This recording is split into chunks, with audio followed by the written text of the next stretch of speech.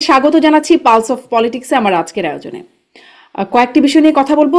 প্রথমেই শুরু করি যে প্রধান উপদেষ্টার সাথে বিএনপির প্রতিনিধি দলের বৈঠক হলো আজকে, হুট করেই যমুনাতে বৈঠক হলো এবং সেখানে যে বিষয়গুলো মূলত আসছে, গণমাধ্যমগুলোতেও যে বিষয়গুলো ফোকাস করে আনা হচ্ছে যে তত্ত্বাবধায়ক সরকারের আদলে অন্তর্বর্তী সরকারকে ভূমিকা নেওয়ার আহ্বান জানাচ্ছে বিএনপি এবং সরকারে দলীয় কেউ থাকলে বা দলীয় উপদেষ্টাদেরকে বাদ দেওয়ার একটা আহ্বান আছে প্রধান উপদেষ্টার কাছে। আসলে প্রথম অংশটুকু নিয়ে আসে যে তত্ত্বাবধায়ক সরকারের আদলে কিভাবে আসলে মানে এই দাবিটি যে জানালো সেটি আসলে কিভাবে সরকার এটি রাখতে পারে, কারণ আমরা তো জানি তত্ত্বাবধায়ক সরকারের একটা একটা চেহারা আছে যে প্রধান উপদেষ্টা হবেন সাবেক বিচারপতি, তার নেতৃত্বে 10 জন সাবেক প্রধান বিচারপতি হবেন আর তার নেতৃত্বে 10 জন উপদেষ্টা থাকবেন, এরকম একটা চেহারা আছে তত্ত্বাবধায়ক সরকারের। সেটি আসলে মানে কিভাবে সম্ভব বা কিভাবে আসলে তত্ত্বাবধায়ক সরকারের আদলে এই সরকার হবে? এটা তো তত্ত্বাবধায়ক সরকার আদলে যেটা বলা হচ্ছে, এটা যদি গ্রামাটিক্যালি যদি বলে সেটা তো না, এটা তো অন্তর্বর্তীকালীন সরকার। তো তত্ত্বাবধায়ক সরকারের আদলে যেটা বলা বুঝাতে চাচ্ছে, আমাদের অতীতে যে অভিজ্ঞতা 3 মাসের যে সরকারগুলো ছিল, সেখানে দল নিরপেক্ষতাটা চরম ভাবে ছিল। সেখানে আহ প্রশাসনকে নিরপেক্ষ করার একটা চেষ্টা ছিল।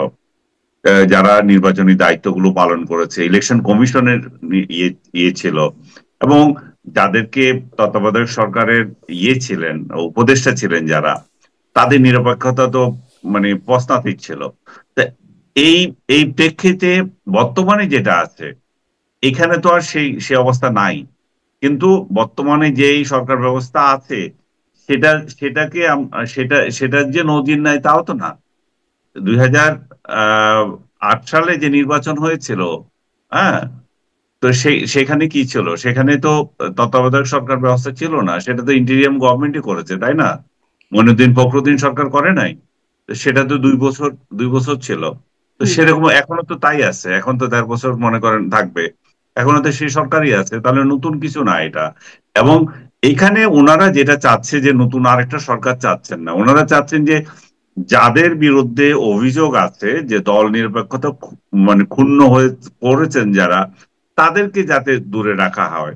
আমি জানি না, হয়তো তারা 2-1 জন উপদেষ্টার নাম বলেছেন, আমি শুনেছি 2 জন উপদেষ্টার নাম বলেছেন, আমি পার্সোনালি বলতে চাই না সেটা। হুম। তো কিন্তু সাংবাদিকরা তাহলে তাদের, জিজ্ঞাসা করেছিলেন, তখন তারা বলছেন সুনির্দিষ্টভাবে বলেন নাই।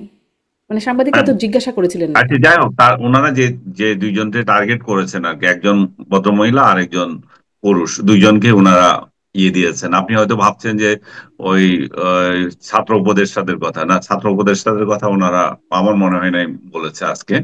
তো এই জায়গা থেকে কালকে আবার যাবে, জামাতে ইসলামী যাবে, সে একই দৃশ্য হবে। বলবে যে এই 2 জন লোক বিএনপি ঘেঁষা, তাদেরকে আপনারা এখানে রেখেন না। যেমন তারা আজকে বলেছে এই 2 জন জামাত ঘেঁষা। তো এইটাই হচ্ছে বিষয়। আর শুধুমাত্র উপদেষ্টা তো নয়, আবার মাঠ প্রশাসনে যারা কাজ করবে, তারা কিভাবে কাজ করবে? তারা অতীতে অতীতে নির্বাচনগুলোতে যেভাবে দেখা গিয়েছিল, দল নিরপেক্ষতা হারিয়ে তারা এবং রাতের ভোটও করেছে। তো সেরকম লোকগুলো কি থাকবে না? এখানে সহি লোকগুলো দেবে? ওই লোকগুলো তো থাকছে না, সেটা তো প্রশ্নই আসে না থাকার। কিন্তু সহি যাদেরকে দেবে, তারাও যাতে আবার একটা দলীয় রূপ না নেয়। হুম। আরেকটা বিষয় আমি এখানে শুনেছি, আমি কতটুকু সত্যতা আছে জানি না, যে স্কুল পর্যায়ে কিছু কমিটি হয়, আপনার ম্যানেজিং কমিটি হয়। এই কমিটিগুলা এখন তোড়জোড় চলতেছে করার জন্য, এবং বিএনপির তরফ থেকে এগুলো যাতে না করা হয় সেটার একটা বার্তা ছিল। যে আচ্ছা।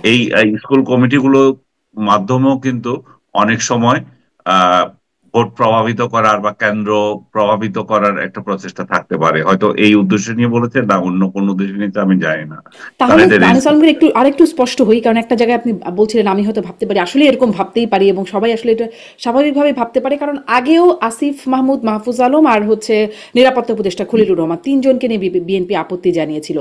এবারে যে তাহলে বলছেন কারো কারো কথা যদি বলা হয়ে থাকে তাহলে সেটা এই তিনজনের কেউ না। না, আমি ওই 2 জন অন্য 2 জনের কথা শুনেছি, এটা এই 3 জনের না।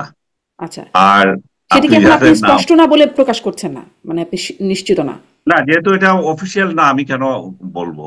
আমার আমি পার্সোনালি তো অনেক কিছু জানতে পারি। আচ্ছা বাট আচ্ছা। এটুকু আপনাকে তো একটা জেন্ডার বললাম।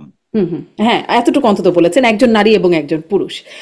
জি, আর একটা যে বিষয়, যে তত্ত্বাবধায়ক সরকার একটা রুটিন কাজ করে, এটা আমাদের জানা, যে তত্ত্বাবধায়ক সরকার এত কিছু তাহলে মানে এই সরকারের যে নানান দিকে বিস্তার কাজ করছেন, জুলাই সনদ অনুষ্ঠানে, স্বাক্ষর অনুষ্ঠানেও প্রধান উপদেষ্টা বললেন যে বঙ্গোপসাগর, আমি একটু কোটি করি, বঙ্গোপসাগর অত্যন্ত সম্পদশালী, এর পূর্ণ ব্যবহার করতে চাই আমরা, আর তর্কে বিতর্কে থাকতে চাই না, এই জন্যই আজকের সনদ হলো। যদি আমি বুঝি নাই যে বঙ্গোপসাগর ইস্যুতে সনদের কি আছে, থাকলে আপনি আমাকে বলতে পারেন, আপনি পড়েছেন পুরোটাই। সেটি একটি মানে এই যে নানান দিকের কাজ, বঙ্গোপসাগর বন্দর ইত্যাদি ইত্যাদি যে বিষয়গুলো তত্ত্বাবধায়ক মানে বর্তমান সরকার হাতে নিয়েছে, এগুলোতে তাহলে মুভ না করার বা আর না এগোনোর দাবি আছে বিএনপির, এরকম কিছু কি? মানে তত্ত্বাবধায়ক সরকারের তো রুটিন কাজ করবার কথা। আমার আমার ধারণা যে বিএনপি যদি এটা বলে থাকে, আমি ওয়েলকাম করব। বলেছে কিনা আমি সন্দিহান। হুম বা বললেও এভাবে হচ্ছে যে এগুলো আমরা দেখবো, আমরা বা নির্বাচিত সরকার যারা আসবে তারা দেখবে, আপনারা এখন কেন করছেন, এটা কিন্তু তাদের আগের বিবৃতি ছিল এরকম। বেশ কয়েকজন বিএনপি নেতা এরকম বলেছেন আগে।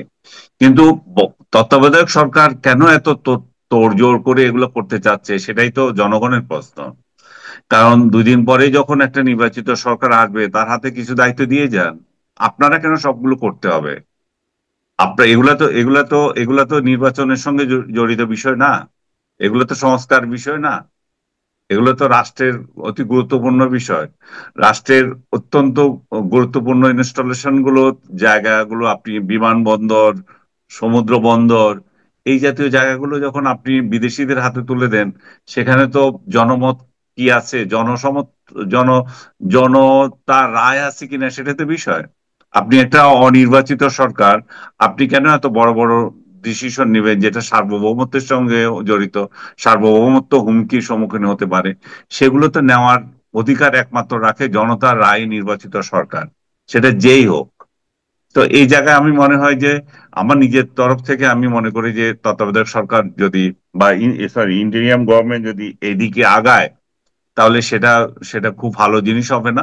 এবং সেই জায়গায় যদি বর্তমান রাজনৈতিক দলগুলো যারা বিদ্যমান আছে, আওয়ামী লীগ তো মাঠে নাই, জাতীয় পার্টিও অলমোস্ট মাঠ ছাড়া, তারপরে আপনার 14 দল তো জেলেই সবগুলো মনে হয়, তারপরে বাকি যে আছে, 2টা দল আছে বাংলাদেশে সক্রিয় এখন, জামাতে ইসলাম আর বিএনপি। এনসিপি দল আছে, কিন্তু তারা কোন ইস্যুতে কি করছে সেটা নিয়ে তো মানুষ এখনো এখনো ভরসার জায়গা পায়নি। তো ভরসার জায়গায় জনগণের এখন 2টা রাজনৈতিক দল মাঠে আছে। ইনফ্যাক্ট বাংলাদেশে তো 4টা রাজনৈতিক দলে ভরসার জায়গায়, যেটা ভোট মানে কাউন্ট রিসেন্ট যদি আপনি হিসাব করে দেখেন, সে জায়গায় বলে যে আওয়ামী লীগ, বিএনপি, জাতীয় পার্টি আর জামাতে ইসলাম, এই 4টা দলে 80% ভোটের মালিক, বাকি 20%। তা 80%-এর মধ্যে 2টা রাজনৈতিক দলই আপনার এখন সক্রিয়, বিএনপি, জামাত। তো তারা যদি কিছু না বলে, তাহলে তো এই দায় তাদেরকেও নিতে হবে। হুম। জনগণের কাছে তাদেরও জবাবদিহি করতে হবে। বাংলাদেশের বন্দর, বাংলাদেশের আহ, এয়ারপোর্ট কিভাবে চলে যাচ্ছে জি। অন্যদের হাতে, এবং কোন অন্তর্বর্তী ইয়েতে সরকার বা যাচ্ছে। তত্ত্বাবধায়ক সরকারের এরকম সরাসরি জবাবদিহিতার জায়গাটা আসলে নাই তো বটেই। আপনি আরো যে দলগুলোর কথা বলছেন, সবগুলো দল নিয়ে ছোট ছোট করে আলোচনা আনতে চাই। বিএনপি যখন যমুনায় গিয়ে এরকম তত্ত্বাবধায়ক সরকারের আদলে বা তত্ত্বাবধায়ক সরকারের ভূমিকায় যাবার কথা বলছে, আওয়ামী লীগের তখন ঢাকা শহর জুড়ে একটা মিছিল, বিভিন্ন এলাকায় ব্যানার নিয়ে নিয়ে মিছিল করছে আওয়ামী লীগ। আমি একটু আওয়ামী লীগ প্রসঙ্গটা একসাথে একটু কম্প্যাক্ট আকারে আপনার কাছে জানতে চাই, যে বিএনপির এমন দাবির আওয়ামী লীগের কাছে কেমন হতে পারে, আপনার কি ধারণা, এটি একটি। এবং একসাথে আমরা অনেকগুলো দেখলাম যে সম্প্রতি 6টি মানবাধিকার সংস্থা, আন্তর্জাতিক মানবাধিকার সংস্থা প্রধান উপদেষ্টার কাছে একটা চিঠি পাঠিয়েছে, যেখানে আছে যে আওয়ামী লীগের বিরুদ্ধে, মানে আওয়ামী লীগের উপর যে আরোপিত নিষেধাজ্ঞা আছে সেটি প্রত্যাহারের একটা দাবি আছে। সম্প্রতি মেহেদী হাসানের সাথে, আন্তর্জাতিক সাংবাদিক মেহেদী হাসানের সাথে সাক্ষাৎকারে, সেখানেও একটা আওয়ামী লীগের নিষেধাজ্ঞা, আওয়ামী লীগের কার্যক্রমের উপর নিষেধাজ্ঞার বিষয়ে একরকম চাপেই পড়েছিলেন প্রধান উপদেষ্টা। তার আগে জাতিসংঘও বলেছিল কোনো দলকে নিষেধ না করতে বা অন্তর্ভুক্তিমূলক নির্বাচন, সেনাপ্রধানও একসময় বলেছিলেন অন্তর্ভুক্তিমূলক নির্বাচন। এই যে বিষয়গুলো, এই সমস্ত চাপ কি নির্বাচনের আগে একটা মানে আওয়ামী লীগ কেন্দ্রিক কোনো চাপ কি সরকারের উপর, প্রধান উপদেষ্টার উপর পড়বে? এবং বিএনপির এই দাবি আওয়ামী লীগও কিভাবে নেবে? দুটি বিষয় যদি একসাথে বলেন। বিএনপির এই দাবি? বিএনপি যেই দাবিটা বা আহ্বানটা প্রধান উপদেষ্টার কাছে গিয়ে বলল তত্ত্বাবধায়ক সরকার এর আদলে রূপ নেয়া, আর আওয়ামী লীগকেও কিন্তু আমরা এই সময় বলতে শুনছি না যে তত্ত্বাবধায়ক সরকারের অধীনে নির্বাচন হতে হবে, যদিও তারাই তত্ত্বাবধায়ক সরকার বাতিল করে একেবারে মানে যা করলো, তারপরে তারা এখন এই দাবি করছে। বিএনপির দাবির সাথে তাদের এই যে মিল, এটি নিয়ে প্রশ্ন করছিলাম। আর সাথে সাথে মানে আওয়ামী লীগ নিষেধাজ্ঞা, আওয়ামী লীগের উপরে যে নিষেধাজ্ঞা একটা আছে সেটি প্রত্যাহারে যে চাপ, এটির কোনো প্রভাব থাকবে কিনা নির্বাচনের আগে? থাকতেই পারে, কারণ যেহেতু আওয়ামী লীগ সবচেয়ে বড় একটা রাজনৈতিক দল, এখানে অন্যতম একটা রাজনৈতিক দল, এবং তাদের হিউজ ভোটার রয়ে গেছে। আওয়ামী লীগকে আপনি দলগতভাবে নিষিদ্ধ করেছেন বা কার্যক্রম এখন নিষিদ্ধ আছে, কিন্তু ভোটার তো আর নিষিদ্ধ হয়নি। তো সেই ভোটাররা কি অ্যাক্ট করবে, কিভাবে করবে, সেটার উপরে অনেক কিছু নির্ভর করছে। এবং আপনি আন্তর্জাতিক কিছু আহ উদাহরণ দিলেন। তো আন্তর্জাতিক যে সংগঠনগুলো, 6টা মানবাধিকার সংগঠন একযোগে যখন একটা বার্তা দেয়, তখন বুঝতে হবে যে এর নেপথ্যে কিছু আছে। এমনি হঠাৎ করে তারা এরকম দিয়ে দিতে পারে না, যে দল বেঁধে কেন একযোগে দেবে। এবং সেই একযোগে দেওয়ার মধ্যে 12 পয়েন্ট তাদের ইয়ে ছিল, এবং তাদের প্রশংসা ছিল এখানে। সরকার যে গুম খুনের যে উদ্যোগ নিয়ে ব্যবস্থা যেটা নিয়েছে, সেটার ইয়ে ছিল বিচার ব্যবস্থা ভালো করুক, সেটার একটা তাগদা আছে। আপনি জানেন এই যে 12 পয়েন্টের, তার হুম। মধ্যে আওয়ামী লীগকে রাজনীতি করতে দেওয়া, এটা একটা বড় ধরনের ইঙ্গিত। এবং কয়েকদিন আগে আরো একটা সংগঠন এরকম বলেছিল যে আওয়ামী লীগকে ইয়ে করার জন্য, মানে রাজনীতি করার সুযোগ দেওয়ার জন্য। আপনি আন্তর্জাতিক আহ সাংবাদিক মহলের কয়েকজনের কথা বললেন, মেহেদীর কথা বললেন বিশেষ করে। তখন এটা খুব আলোচনা এসেছিল, এবং কেয়ারটেকার গভর্নমেন্টের ইয়ে ইন্টেরিয়াম গভর্নমেন্টের তরফ থেকেও তখন বলা হয়েছিল যে আমরা এইভাবে বলিনি, এভাবে বলেছি।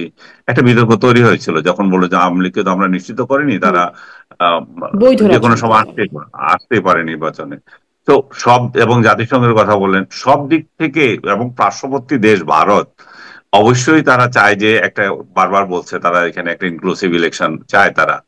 তো এই অংশগ্রহণমূলক হচ্ছে অবশ্যই এখন, কিন্তু ইনক্লুসিভ নির্বাচন তো হচ্ছে না। অংশগ্রহণমূলক আমি বলতে চাচ্ছি যে তো বহু দল আসছে, কিন্তু ইনক্লুসিভ যে বিষয়টা, এটা তো হচ্ছে না। এখন নন ইনক্লুসিভের দিকে যাচ্ছে।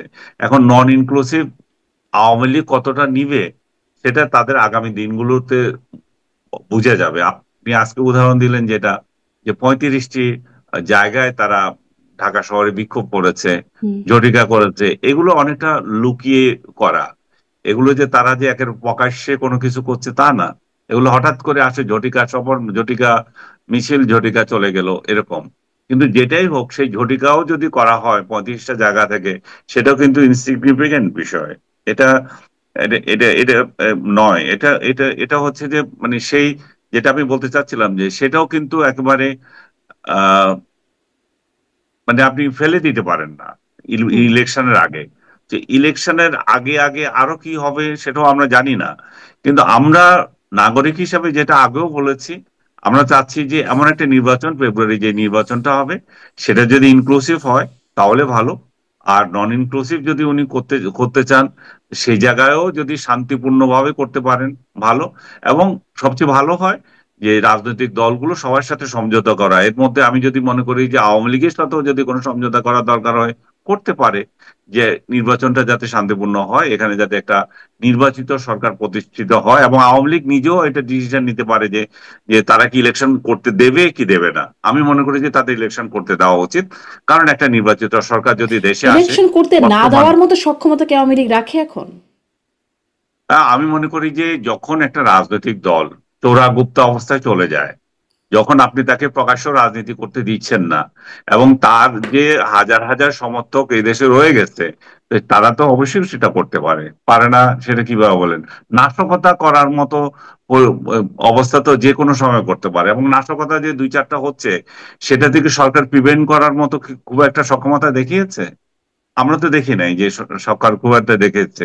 সরকার 2-4 জন আওয়ামী লীগের নেতা কর্মীদেরকে গ্রেপ্তার করছে ওইখান থেকে, তাদের বিরুদ্ধে যে নাশকতার অভিযোগ আছে সেটাও তো না, আপনি সেটা তো প্রমাণিত না। কিন্তু যেখানে যেখানে নাশকতা হচ্ছে, মনে করেন এয়ারপোর্টে হলো বা আরো কোথাও হলো নাশকতা, কিন্তু আমি বলবো না, লক্ষণগুলো তো সেরকমই। তো সেই জায়গায় তো সরকার আবিষ্কার করতে পারে নাই কখনো যে এটা নাশকতা হয়েছে বা এরা জড়িত ছিল। সেটা তো না। তার মানে কি হচ্ছে, সরকার, এটা আমি আরো একবার বলেছিলাম, সরকার আমাদের যে এয়ারপোর্টে যেরকম নিরাপত্তা দিতে পারছে না, এটা কেপিআই এলাকা, তেমনি টেম্পো স্ট্যান্ডে যে চাঁদাবাজি হচ্ছে সেটার নিরাপত্তা দিতে পারছে না। তো এমন একটা সরকার, এমন একটা নাজুক আইন শৃঙ্খলা রক্ষাকারী বাহিনীকে নিয়ে আপনি যখন একটা নির্বাচন করতে যাবেন, তো সেইখানে তো স্টেক হোল্ডার যারা আছে তাদেরও যেমন সহযোগিতা দরকার, তেমনি তেমনি ডিস্টার্ব করতে পারবে যেমন যে যে যে গোষ্ঠী, তাদের সাথেও একটা পরামর্শ করলে অসুবিধা কোথায়? তার মানে আনিসনকে যে ইনক্লুসিভ হোক, মানে আওয়ামী লীগকে নির্বাচনে আসুক আওয়ামী লীগ বা না আসুক, আওয়ামী লীগ নির্বাচনে একটা ফ্যাক্টর হয়ে দাঁড়াবে। এটা নিঃসন্দেহে আওয়ামী লীগ নিঃসন্দেহে। নির্বাচনে একটা ফ্যাক্টর অবশ্যই, কারণ তারা ডিস্টার্ব করার ক্ষমতা রাখে। জি, ক্ষমতা রাখে। আসি এবার একটু এনসিপি এবং জামাত প্রসঙ্গে। একরকম দুই দল একটা বাহাসের জায়গায় চলে আসছে। এনসিপি জামাতকে বলছে একটা, মানে রাজনৈতিক প্রতারণা করছে জামাত, পিআর এর আন্দোলন, এটা জামাতের সুচিন্তিত রাজনৈতিক প্রতারণা বলছে এনসিপি। আবার জামাত বলছে যে বাপের, মানে নিজেদেরকে বাপ হিসেবে আখ্যায়িত করছে, যে জন্ম নিয়ে বাপের সাথে পাল্লা দিও না, এরকম কথা বলছেন জামাতের সেক্রেটারি জেনারেল। এই একটা অবস্থা। কিন্তু আহ, আমার প্রশ্নটা হচ্ছে যে আমরা তো শুরু থেকেই জামাত এনসিপিকে একই টোনে কথা বলতে দেখেছিলাম। ধরেন সংস্কার, বিচার, এইরকম দাবিগুলো তারা একই রকম, সব দিক থেকে একই রকম টোন। এখন আসলে হুম। টোন ভিন্ন হয়ে এমন অবস্থায় গেল কেন যে একদল আরেক দলকে প্রতারক বলছে, আর একদল আরেক দলের বাপ হিসেবে নিজেদেরকে দাবি করছে? আমার ধারণা তারা যে ওই সনদে স্বাক্ষর করবে না, এরকম একটা সুর দেখেছিল জামাতের, যে আমাদের এই এই দাবি না হলে, আমাদের পিআর দাবি না হলে, তারপরে এটা ইমপ্লিমেন্ট করার একটা অঙ্গীকার না থাকলে, কি বলে আইনগত ভিত্তি না দিলে, যে সমস্ত কথাবার্তা সুর তুলেছিল, এই এনসিপি সেই সুরে মাতোয়ারা ছিল। এবং সে তারা যখন দেখলো যে জামাত এই সুর বদল করে অংশ নিয়েছে এবং স্বাক্ষর করে ফেলেছে, ডক্টর ইউনূসের সাথে হাত মিলিয়েছে, হুম। এবং বিএনপির সাথেও একসঙ্গে তারা বসে এই স্বাক্ষর করেছে, এনসিপি তখন যেতে পারে নাই, এটা তাদেরকে কোনো না কোনো ভাবে আহত করেছে। এটা একটা বিষয়। দ্বিতীয়ত হচ্ছে এনসিপি, আমি নিজে মনে করি আমার অবজারভেশনে এনসিপির মধ্যে জামাত ঘেঁষা লোক অনেক বেশি, এবং তারা একই সঙ্গে দুইটা ট্যাগ পাচ্ছে। একটা হচ্ছে এটা কিংস পার্টি, এটা হুম। ডক্টর ইউনূসের আশীর্বাদ পুষ্ট। আবার একই সঙ্গে তারা আরেকটা ইয়ে পাচ্ছে, এটা এটা জামাতের বি টিম। জামাতের বি টিম বলা হচ্ছে, জামাত মার্কা যে আরো কয়েকটা রাজনৈতিক দল আছে, বিশেষ করে আপনার এবি পার্টির কথা বলা হয়। তো এটা এবি পার্টিও যদি একটা জামাতের বি টিম সি টিম একটা হয়ে থাকে, এটাকেও বলা হচ্ছে সেরকম একটা দল। তো তারা হয়তো সেই সেই বদনামটাও গোছাতে চায়, যে তারা আহ, একেবারেই ইয়েতে জামাতের দিকে না ঘেঁষে তারা মধ্যপন্থার একটা রাজনৈতিক দল, সেটা বুঝাতে চায়, হুম। যে বা জামাত বিরোধী অবস্থানের একটা রাজনৈতিক দল বুঝাতে চায়। এই মুহূর্তে মনে করেন তাদের সাথে বিএনপির একটা ঐক্য হওয়ার সম্ভাবনা আছে, কারণ বিএনপি তাদেরকে এক ধরনের, তাদের সাথে কথাবার্তা হয় তাদের, তারাও চায় যে ইয়াংরা রাজনীতিতে আসুক, প্রতিষ্ঠিত হোক।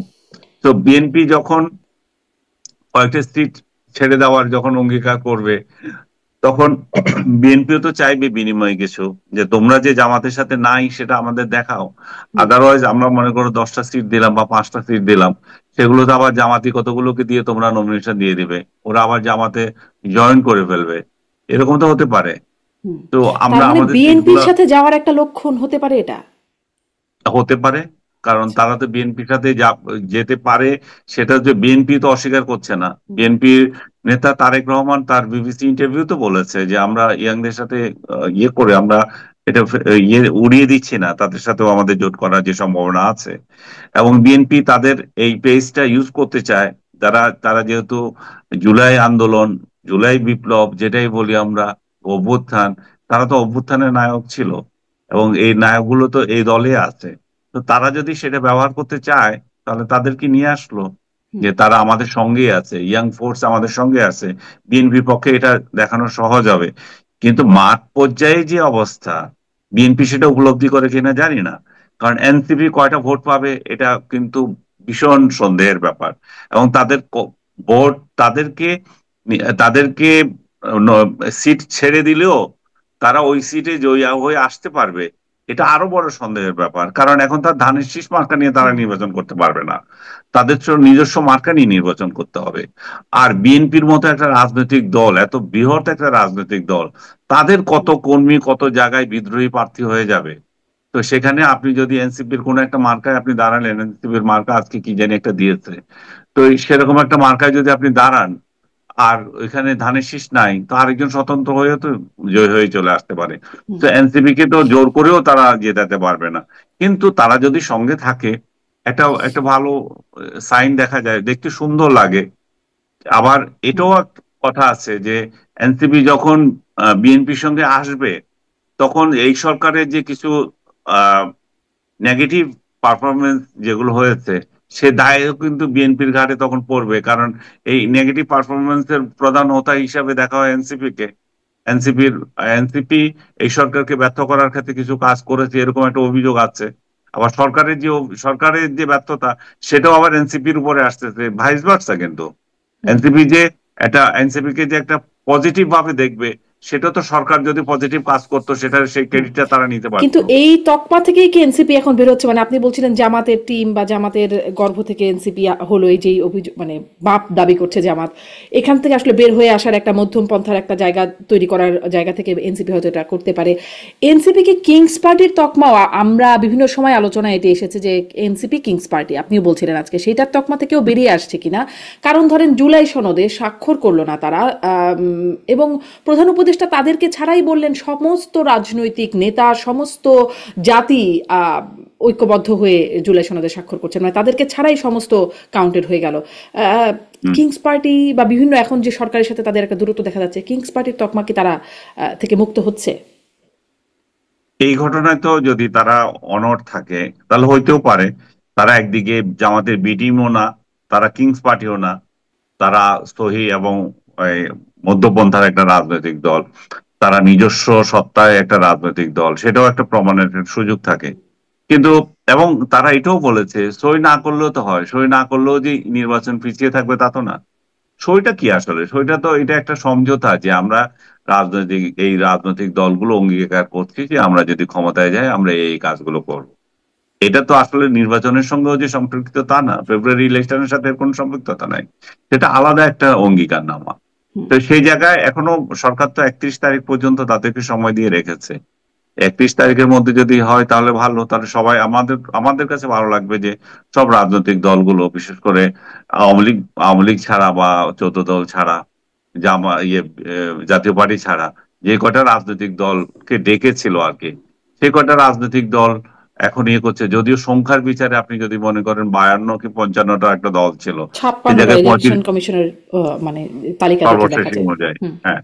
তো সেই জায়গায় 56টার মধ্যে আপনি যদি 25টাও হয়, এনসিপি যদি যায় মনে করেন 26টা হবে বড় জোর, তার মানে তাও তো সংখ্যার বিচারেও এটা ইয়ে না, হুম, অর্ধেকেরও বেশি না, কম। হুম, অর্ধেকেরও কম। আর সমর্থনের বিচারে তো অবশ্যই আরো কম, কারণ জাতীয় পার্টি এবং 14 দল এবং আওয়ামী লীগের ভোটার সংখ্যা তো একেবারে ফেলনা না। হুম। আচ্ছা, মানে তাহলে ওই যে বলছিলেন যে কিংস পার্টি থেকে সরতেও পারে, এই সরাটা আসলে কে সরছে? মানে কিংস পার্টি থেকে পার্টি নিজে সরে যাচ্ছে, নাকি কিংই সরিয়ে দিচ্ছে আর কি তার পার্টিকে? কি হচ্ছে আসলে সমীকরণটা? আমি জানি না, তবে কিং তাদেরকে একেবারে রাস্তায় ফেলে দেবে সেটাও আমি বিশ্বাস করি না। কিং হয়তো কোনো নেগোসিয়েশনে হয়তো ইয়ে হচ্ছে, কিং যে চায় না বিএনপির সাথে, হয়তো বিএনপি চায়, হয়তো বিএনপিকে হয়তো বিএনপির সাথে যাক, এই ধরনের একটা ইঙ্গিত থাকতেও পারে। তবে তাদের মান অভিমান তো অবশ্যই আছে। বিশেষ করে হাসনাত আব্দুল্লাহ একটা পোস্ট করেছে কয়দিন আগে, আমি দেখলাম দুইটা ছবি দিয়ে, যে ডক্টর ইউনূস তাদেরকে ঘিরে রেখেছে যখন ক্ষমতায় নিচ্ছে তখন, হুম, যে বক্তৃতা দিচ্ছে, সম্ভবত এয়ারপোর্টের ছবি ওইটা। হুম, আর ওই যে স্বাক্ষর করছে, তার পাশে তখন কে? বিএনপি, জামাত, আদার্স, এরা নাই। এটা দুইটা দৃশ্যের যদি তুলনা হয়, তাহলে তো নিশ্চয়ই তাদের মনোবেদনার বিষয়টা এখানে প্রকাশ পায়। হুম। আবার এদিকে মানে ওই যে প্রতারণার অভিযোগের কথা বলছেন, যেটা নাহিদ ইসলাম বলছেন জামাত সুচিন্তিত রাজনৈতিক প্রতারণা করছেন, কিন্তু আমি একটা অনুষ্ঠানে দেখছিলাম যে ইসলামী আন্দোলন বাংলাদেশের প্রেসিডিয়াম সদস্য আশরাফ আলী হুম। আকন্দ তিনি বলছেন যে পিআর সহ 5 দফা দাবিতে যে আন্দোলন, সেই কর্মসূচি ঠিক করা হয়েছিল নাহিদের বাসায়, এবং তারই আসলে এই কর্মসূচির আহ্বায়ক হবার কথা ছিল, কিন্তু পরবর্তী দেখা গেছে যে সেটি আসলে হয় নাই। তাহলে আসলে প্রতারণাটা কে করছে, কেন করছে, করে কি কি লাভ হাসিল করতে চাইছে, আর কি লাভ কার হচ্ছে? এগুলো তো তাদের একান্ত অভ্যন্তরীণ ব্যাপার, এগুলো তো আমাদের নাক গলানোরও বা মন্তব্য করার সুযোগ নয়। তারা নিজেরা জানে কে কি কাকে প্রতারণা করছে, কে কার সাথে কি অঙ্গীকার নামায় গিয়েছিল। আমরা আপাত দৃষ্টিতে যেটা মনে হচ্ছে সেটাই হুম, বলছি, সেটা হচ্ছে যে তারা এদিকে ছিল, আর এদিকে যেতে চায়। এবং তারা একটা ইঙ্গিত পেয়েছিল জামাত সই করবে না, তারা জামাত সই করেছে, স্বাভাবিকভাবে এটা তাদের গায়ে লেগেছে। সেই সমস্ত বিষয়গুলো আমরা বলতে পারি। কিন্তু কে কাকে প্রতারণা করছে এগুলো তারা বিশ্লেষণ করুক। তারা তো জামাত আজকে তো 2 দিন আজকে বললো যে বাবাকে এরকম করো না, বাবা কি জানি আপনি যে রেফারেন্সটা দিলেন, হুম, হুম। এটা বোধহয় সেক্রেটারি সাহেব তাদের বলেছিলেন। তারপরে আপনার জয়েন্ট সেক্রেটারি আবার বলছে এটা শিষ্টাচার বহির্ভূত ভাবে মানে এই জামাতকে আক্রমণ করছে এনসিপি। সেটাও এনসিপি তারা আবার বলেছে যে জামাত অধ্যত্বপূর্ণ আচরণ করছে, অসৎ আচরণ করছে। হম, হুম, হ্যাঁ ওইটাই বলছি, তারা পরস্পর পরস্পরের বিরুদ্ধে আহ বাকযুদ্ধ করছে, এবং সেটা কয়দিন থাকে কে জানে, 2 দিন পরে আবার হয়তো চেঞ্জ হয়ে যেতে পারে। হুম, এদের তো কোনো ইয়ে নাই, কোনো আগামাথা নাই, কে কখন কার প্রীতি হচ্ছে। এই যে জাতীয় ইয়ে বিএনপির বিরুদ্ধে বলেছে না কদিন আগে এনসিপি, এনসিপি তো বিএনপির বিরুদ্ধে বলেছে, সালাউদ্দিন সাহেবের বিরুদ্ধে বলেছে। তো এখন বলছে না। এখন আমি যেটা ধারণা করছি, আমি সত্য না হতে পারে, আমি ধারণা করছি এনসিপি বিএনপির সাথে একটা হুম। গঠবন্ধন বা এটা জোটবদ্ধ হওয়ার চেষ্টা আছে। জোট। এবং হয়তো তাদের কাঙ্ক্ষিত আসনগুলো দিলে তারা হয়তো ইলেকশন করবে। আর যদি নাও করে, বিএনপি একটা রাজনৈতিক দল হিসেবে আগামীতে ক্ষমতায় আসার সম্ভাবনা দাঁড়াচ্ছে। হুম, তো যে এই রাজনৈতিক দলটা ক্ষমতায় যাচ্ছে, তাদেরই একটা সহযোগী ছিল তারা, সেটাও তো আগামীতে প্রতিফলিত হতে পারে। হুম, যে কথাগুলো বারবার বলা হয় যে সেফ এক্সিট পাবে কিনা, সেফ এক্সিট যেমন এনসিপি যেমন বলছে ক্যাটেগর সরকার ইন্টেরিয়াম গভর্নমেন্টের উপদেষ্টাদেরকে, ইন্টেরিয়ামের উপদেষ্টারা তো বলছে তাদেরকে ইঙ্গিত করে কার সেফ এক্সিট দরকার হয়। তো এখানে যদি এনসিপি যদি সেফ এক্সিটের দরকার হয়, সেই জায়গায় যদি ক্ষমতাসীন রাজনৈতিক দলের সঙ্গে তারা থাকেই, তাহলে সেই জায়গায়ও তো তাদের এক্সিটের সুবিধা হবে। হুম। মানে ভোটকে ঘিরে এবং সামনে ক্ষমতাকে ঘিরে সামনে আসলে রাইট। কথায় বার্তায় অনেক সমীকরণ পরিবর্তন হবে। নির্বাচনে আর একটা স্টেক রাখবে হচ্ছে সেনাবাহিনী। তাদের উপর একটা দায়িত্ব থাকবে, কিন্তু সেনাবাহিনীর মধ্যেও একটা এখন চাপ বা অসন্তুষ্টি অস্বস্তি আছে কিনা। কারণ সেনা হেফাজতে আছেন 15 জন বর্তমান এবং বর্তমান সেনা কর্মকর্তা আছেন। তাদেরকে আগামীকাল 22শে অক্টোবর, মানে আসলে আগামীকাল আমরা যখন কথা বলছি 21শে অক্টোবর রাতে, বুধবার। 22শে অক্টোবর হয়তো হয়ে গেছে, হ্যাঁ। তো 22শে অক্টোবর তাদেরকে আদালতে হাজির হওয়ার শেষ আর কি, তা বা হাজির করার সময়সীমা শেষ হচ্ছে। আহ, এই অস্বস্তি বা এই চাপ এইটি নির্বাচনের উপর প্রভাব ফেলবে কিনা, এক, এবং আপনার কি মনে হয় এটি আসলে কোন দিকে নেবে এই ঘটনা? কারণ এর আগেও একদিন কথা হচ্ছিল যে সেনাবাহিনী এটি নিয়ে একটা একটা তো অস্বস্তি আছে বটেই। হ্যাঁ, অস্বস্তি তো আছে, সেটা প্রকাশ পাচ্ছেই। আর ভালো দিক যে তারা আহ, সরকার বা এই যে আদালতকে সম্মান করে আবার ইয়েতেও যাচ্ছে, আপনার আদালতও হাজির হচ্ছে। তারা এখন তাদেরকে অ্যারেস্ট করা হয়েছে কিনা সেটা এখনো ক্লিয়ার না, হুম। কিন্তু তারা আদালতে তো যাচ্ছে। এখনো হাজির হচ্ছেটি কি নিশ্চিত হওয়া গেছে যে হাজির হচ্ছে? মানে এটা তো হ্যাঁ, 22শে অক্টোবর হাজির। আদালত, হ্যাঁ এটা আমি আদালত পাড়ার একজন আচ্ছা। সূত্র থেকে পেয়েছি যে তাদেরকে হাজির করা হচ্ছে। তো জানি না, আমরা যখন কথা বলছি তখন তো হাজির হয় নাই, কিন্তু আমাকে নিশ্চিত করে বলছে যে তাদেরকে হাজির করা হচ্ছে। তাদেরকে হয়তো জামিনও দিয়ে দেবে, কিন্তু বিষয়টা নির্ভর করছে যে জামিনের পরে তারা কোথায় থাকবে, তারা কি ক্যান্টনমেন্টে থাকবে না ওই অন্য জেলে যাবে।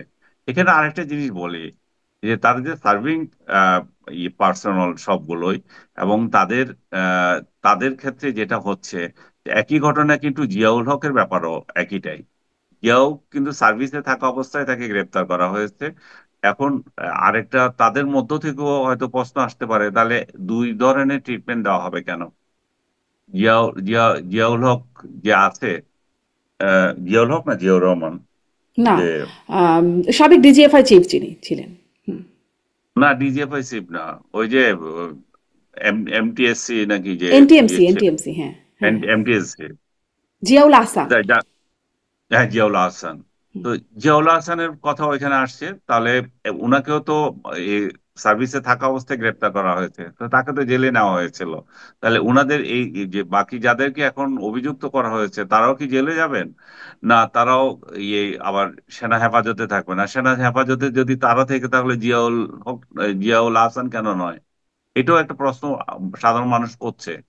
তো এই পুরো ব্যাপারটা কিভাবে ডিল করবে আমি জানি না। বাট আমরা সাধারণ মানুষ হিসেবে জনগণের তরফ থেকে বলবো যে এটা সম্মানজনক হওয়া উচিত। এটা আমাদের সেনাবাহিনী আমাদের একটা গর্বের বিষয়। তো এটা কিন্তু যে যিনি অপরাধী আবার অপরাধী অপরাধী, সেটাও একটা বিষয় আইনের দৃষ্টিতে, সেটাও সেটাও সমান সবার ক্ষেত্রে। তো যেভাবে হোক, যেটা যাতে সরকার এবং সেনাবাহিনীর মধ্যে এমন একটা পরিস্থিতি তৈরি না হোক যেটাকে জাতিকে আবার এটা দণ্ড দিতে হয় আর কি। সালাউদ্দিন আহমেদও ঠিক এরকম কথাই অতি জরুরি বৈঠকে বলেছিলেন যে সেটা এফোর্ড করতে পারবো না। দেখা যাক আসলে কি হয়, সেনাবাহিনী যায় কিনা সেটা নিয়ে নিশ্চয়ই একটা বিবৃতি আসবে। একদম শেষ একটা প্রসঙ্গে একটু আসি যে আসিফ মাহমুদ সচিব ভুইয়াজ তিনি সম্প্রতি একটা ফেসবুকে পোস্ট করেছেন যে ভারতের সাথে 10টি চুক্তি বাতিল হয়ে গেছে, আরও চুক্তি পর্যালোচনায় আছে বাতিল হবার জন্য। কিন্তু পররাষ্ট্র উপদেষ্টা সেই সময় বলেছেন তিনি সেই নিয়ে মন্তব্য তো হুম। সেদিনই করতে চান না, কিন্তু সবশেষ জানা মতে তিনি বলছেন যে একটি চুক্তি, হুম। একটি মাত্র চুক্তি বাতিল হয়েছে, আর কয়েকটি চুক্তি পর্যালোচনায় আছে। এরকম গরমিল হবার মানে যে হলো, এটিকে আপনি কিভাবে দেখবেন? আরও প্রধান উপদেষ্টা সেদিন জুলাই সনদ স্বাক্ষর অনুষ্ঠানে বললেন যে সারা বিশ্ব থেকে অবাক বিস্ময়ে নাকি আমাদের দিকে তাকিয়ে আছে, আমাদের দিকে দরখাস্ত আসছে, মানে বাংলাদেশের কাছে দরখাস্ত আসছে যে তরুণ পাঠান, 26-এ হাত জোর করে তারা বলবে আমাদের দেশে তরুণ পাঠান। এই একটা অবস্থা, সেটা প্রধান উপদেষ্টা বলছেন জুলাই সনদ স্বাক্ষর অনুষ্ঠানে। অন্যদিকে তার কিছুদিন আগে পররাষ্ট্র উপদেষ্টা বলছেন বাংলাদেশিদের জন্য ভিসা প্রক্রিয়া, ভিসা পদ্ধতি জটিল হচ্ছে এবং এর জন্য আমাদের রেপুটেশনে আসলে দায়ী শিক্ষার্থী এবং যারা কাজ করতে বাইরে যাচ্ছেন তাদের জন্য এটি জটিল হচ্ছে। মানে একটু গোলমেলে বা গরমিল দেখেন কিনা, নাকি আসলে ঠিকঠাকই? আমিও তো গোলমাল গোলমাল পাকায় ফেলছি আপনার এতগুলো প্রশ্নে। প্রশ্নেই গোলমাল পাকিয়ে যাচ্ছে। মানে দুইজনের দুই রকম বক্তব্য আসছে কিনা, যদি একটা একটা করে আসি, আসিফ একটা মাহমুদ আর একটা পররাষ্ট্র একটা করে উপদেষ্টা। বলি, আসিফ মাহমুদের কথাটাই বলি, তাহলে একটা একটা বলেন আমাকে তখন। আসিফ মাহমুদের এটা তো কমপ্লিট একটা বোকামি ধরনের কথাবার্তা, যে এতটা ইয়ে বাতিল হয়ে গেছে। আবার সে বাতিলের তালিকা এমন এমন নাম দিয়েছে যেগুলো অরিজিনাল প্রকল্প নেই নেই, বা প্রকল্প থাকলেও সেটা ভিন্ন নামে আছে। তো তহিদ সাহেব আজকে যেটা বলেছেন সেটা হচ্ছে যে আসিফ যে ইয়েটা দিয়েছেন, বিবৃতিটা দিয়েছেন, সেটা আসলে বিবৃতি না, যে একটা স্ট্যাটাস দিয়েছেন, হুম। সেটা আসলে উনি অন্য জায়গা থেকে শেয়ার করে দিয়েছেন, এটা আরেকজনের। তো যেটা আরেকজনের হলো, আপনি যখন দেন তখন তো এটা অফিসিয়াল হয়ে যায়। এইটুকু কমন সেন্স আমাদের উপদেষ্টাদের থাকা উচিত, সেটা তো আমাদের বলাটাও একটা অশোভনীয় দেখায়। তো সেই জায়গায় একটাকে বলেছে যে একটা মাত্র ইয়ে আহ, আহ, চুক্তি। বাতিল করেছি আমরা চুক্তি, সেটা হচ্ছে যে একটা ওই যে জাহাজ টানা বিষয়ে, হুম। যে আপনার জাহাজ সমুদ্রে নদীতে বা যেখানে হয়, যে জাহাজ যখন একটু অকেজো হয়ে যায়, সেগুলোকে টানার জন্য এক ধরনের বাহন আছে আর কি। ওই বাহন টানার জন্য তারা ইয়ে দিয়েছিল, যে যে ইয়ের সাথে একটা চুক্তি হয়েছে ইন্ডিয়ার সাথে, সেই চুক্তিটা হবে না। এইটুকুই শুধু কথা ছিল। হুম। আর বাকি যেগুলো যতগুলোই এখানে এসছে, আমি মনে করি যে এগুলা আহ, আপনার ইয়েটা বেশি বোঝা যায় আর কি, যে উপদেষ্টা যে বলেছেন যে এটা উপদেষ্টার একটা দায়িত্বহীনতার মধ্যে পড়ে। আমি যে কথাটা বলতে চাচ্ছিলাম যে হুম। ভারতীয় কোম্পানি জিআরএসির সঙ্গে একটা টাগবোট চুক্তি, টাগবোট যেটা বলছিলাম, আমি যে বর্ণনা করছিলাম যে যে যেটা অন্য জাহাজকে টেনে নেয় যে সমস্ত জাহাজ, এটা শুধু বাতিল হয়েছে। আর বাকি যে চুক্তিগুলো আছে, বিশেষ করে গঙ্গা চুক্তি মনে করেন, সেটা আমরা কিভাবে ইয়ে করব। আদানি চুক্তিটা পর্যালোচনাতে আছে এখনো, সেটা আবার হাইকোর্টের পুনর্নির্দেশ দিচ্ছে মানে কি, এটা আদানি চুক্তি করতেই হবে। কারণ এমন অবস্থা যে এটা চুক্তি না থাকলে আমাদের বিদ্যুতেরও কাহিল অবস্থা হয়ে যাবে। সরকার নিজে বাধ্য হবে যেটা করার জন্য, এটা এমন। এবং আদানি চুক্তির মধ্যে সরকার নানা এর শুরুতে আমরা দেখেছি যে এটা অনেক অনিয়ম হয়েছে, হেন হয়েছে তেন হয়েছে, পরবর্তীতে তারা সেটা আবার আবিষ্কারও করতে পারে নাই। এবং সবচেয়ে যেটা খারাপ যে জিনিসটা হচ্ছে যে এই চুক্তি বাতিল করেছে, এই গোলামী চুক্তি। সরকার দীর্ঘদিন থেকে বলে আসছিল গোলামী চুক্তি। তো গোলামী চুক্তি হলে যে কোনটা গোলামী চুক্তি আজকে 14 মাসেও তারা বের করতে পারলো না। তো গোলামী চুক্তিগুলো তো আমরা আসলে চাই না, গোলামী চুক্তিগুলো থাকুক, সেগুলো বাতিল করে দিক। কিন্তু একটা উপদেষ্টার পররাষ্ট্র উপদেষ্টার বক্তব্য অনুযায়ী মাত্র একটা চুক্তি আমরা একটু করছি না, এবং সেটা উনি স্পষ্ট করে বলেছেন। বাকি যেগুলোর কথা বলেছেন এগুলো আংশিক, কতগুলো কতগুলো অন্য নামে আছে। তাহলে একজন উপদেষ্টা এত অতি উৎসাহ নিয়ে এগুলো বলার মানে হচ্ছে যে আমাদের আসলে দুই প্রতিবেশীর সম্পর্ক নষ্ট করা, বা দুই, এবং এটা এটা ভারত বিরোধিতার একটা, বা ইয়ে ভাব তোলা আর কি। এন্টি ইন্ডিয়ান একটা সেন্টিমেন্ট আমাদের এখানে দীর্ঘদিন থেকে আছে, সেই সেন্টিমেন্টে একটা হাওয়া দেওয়া। সেই সেন্টিমেন্টে সাধারণ লোকেরা দিতে পারে, রাজনৈতিক লোকেরা দিতে পারে তাদের হুম, ভোটের স্বার্থে, কিন্তু সরকার থেকে যখন হাওয়া দেওয়া হয় সেটা অশোভনীয় দেখায়, এবং সেটা কিন্তু রাষ্ট্রের মধ্যে রাষ্ট্রের সম্পর্ক নষ্ট করে। আমরা আমরা ভারতের সঙ্গে আমাদের নতজানু সম্পর্ক দেখতে চাই না। আবার আমরা ভারতের বিরুদ্ধে উস্কানিমূলক কিছুও দেখতে চাই না। আমরা প্রতিবেশী হিসাবে তাদের সাথে একটা স্বাভাবিক সম্পর্ক চাই, এবং সেই স্বাভাবিক সম্পর্ক করার ক্ষেত্রে সরকার অনেক ক্ষেত্রে সরকারের কিছু হুম। কার্যক্রম একটা অন্তরায় হয়ে যায়। আমি ফরেন মিনিস্ট্রিকে থ্যাঙ্কস দেব, তারা এমন কোনো কিছু কাজ করে নাই যেটা নিয়ে আহ, বাংলাদেশ বিতর্কিত হতে পারে। হুম। হয়তো মানে এই দুই এক চারটা। একজনের এক এক কথাকে আপনি একটু অশোভনীয় বলছেন। আর ওটিকেও মানে আরেকটির কথাও যেটি আমি আনছিলাম সেটিকে এবার একটু আলাদা করে বলি। এটিও কি একটু ওরকম দাঁড়াচ্ছে নাকি আসলে আমি মানে আপনার কাছে ব্যাখ্যাটা কেমন সেটি জানতে চাই। প্রধান উপদেষ্টা জুলাই সনদ স্বাক্ষর অনুষ্ঠানে বললেন না যে সারা বিশ্ব দরখাস্ত করছে যে বাংলাদেশ থেকে তরুণ পাঠাও, আমাদের তরুণ ছাড়া তাদের চলছে না, বা 2026 সালে হাত জোর করে বলবে তরুণ পাঠাও, এরকম একটা অবস্থা। অন্যদিকে পররাষ্ট্র উপদেষ্টা কিছুদিন আগে বলেছেন যে বাংলাদেশিদের জন্য ভিসা প্রক্রিয়া জটিল হচ্ছে, সেটি শিক্ষার্থীদের জন্য এবং যারা কাজ করতে দেশের বাইরে যেতে চাচ্ছেন তাদের জন্য, এবং এর জন্য আমরাই জানি আমাদের রেপুটেশন দায়ী, এটি তিনি বলছিলেন, এর জন্য তিনিও উদ্বেগ প্রকাশ করছেন। আম, এইটা আসলে আপনার কাছে কেমন মনে হলো? একই টোনে কি বলছেন নাকি টোন ডিফারেন্ট মনে হচ্ছে? টোন ডিফারেন্ট মনে হচ্ছে, এবং তহিদ সাহেব যেটা বলেছেন সেটা তো প্রমাণিত। এটা তো উনার বলার কি আছে, আমি তো দেখতেছি এই সাউথ এশিয়ার দেশগুলোর মধ্যে তো আমাদের ভিসা শুধু এখন মালদ্বীপ দিচ্ছে, অন্য কেউ আমাদেরকে ভিসা দিচ্ছে না। অন্য অন্য ভিসা দিচ্ছে না মানে আমাদের ফ্রি অ্যাক্সেস নেই। সো আমাদের ভিসার মান 106টা দেশের মধ্যে যদি 100 নাম্বার হয়, তাহলে এটার মান কোথায় গেছে আমরা বুঝতে পারি না। মিডল ইস্টে অনেক দেশে ভ্রমণ করা যাচ্ছে না। আমি ও, আমার দীর্ঘদিনের ইচ্ছা ছিল যে একটা দুবাই যাওয়ার একটা কাজ ছিল। তো ও বলছে ভিসাই নাই, কোথা থেকে যাবেন আপনি? এবং আমাকে বললো যে, আমাকে পরামর্শ দিল যে আপনি ট্রানজিট নেওয়ার সময় কদিন থাকতে পারবেন। তো আমি দুবাই যাওয়ার জন্য অন্য একটা দেশে যেতে হবে।